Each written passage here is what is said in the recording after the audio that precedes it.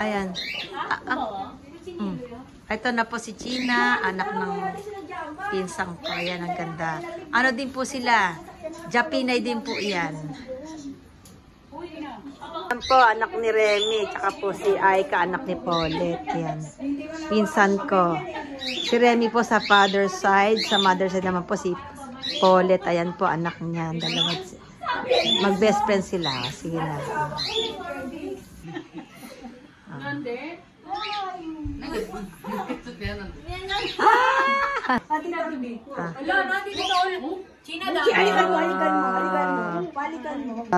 Ayan. Ang ingay. Mag-best friend na sila eh. Isyo. Ito dahil ko. Gusto ko pinagbubuntis pa lang namin. Panaritin mo. Ano tayo? Hindi po ulit yan tola, di ba? Nagbabanggaan yung mga tiyan niya. Francis. Isang buwan lang eh. October, November.